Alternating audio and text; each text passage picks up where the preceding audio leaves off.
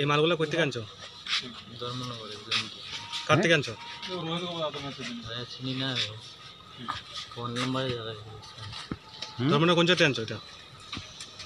জোরে কোনা ধর্মনগর কদমতলা রোড। এটা কোন জায়গাতে নিয়ে যেতেছিলাম?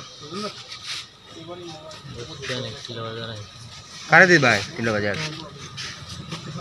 কার জন্য আনছো? তিলাবাজার কার জন্য আনছো? মালিক মেইন খাই এটা তো নি না এটা খা জিনিসটা কার বুঝি কেজন কোন ধরা গেছে কিভাবে ধরছেন? অ্যাকচুয়ালি আমাদের যে একটা বেসরকারি একটা খবর ছিল যে আজকে কিছু একটা বাইক দিয়ে একটা ছেলে তিলাবাজারের একটা ছেলে এটা কিছু বাউন্স দোকান দিয়ে এদিকে আসছে। ওইসব খবর ভিত্তিতে আমরা এবং বিএসএফরা একটা জয়েন্টলি একটা টিম করে এসে যায়। আমরা 3 জায়গাতে আমরা অ্যাম্বুসে ইয়ে করলাম, পাইতুল বাজার, সাইফুন নাকা এবং আরও সামনে, যাতে সে না লাগতে পারে। তো আমরা ওই অ্যাম্বুসে থাকার পর সে আসার পর যখন এদিকে ঢুকলো প্রথম পার্টি ইয়ে করলো, কোনো ধাওয়া করলো না, তার মাঝখানে আমরা 3 পার্টি মিলে তাকে ঘেরাও করে আটক করলাম।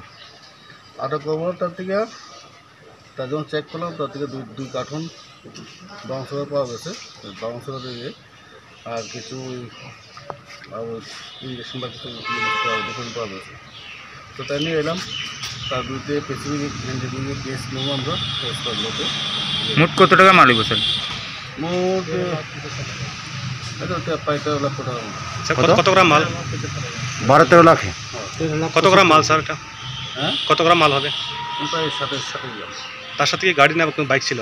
ওটা বাইক থেকে দেখতে দুইটা প্যাকেট কত টাকা? প্রায় 27 গ্রাম। 27 গ্রাম का দাম 13। বিএসএফ ঠিক আছে।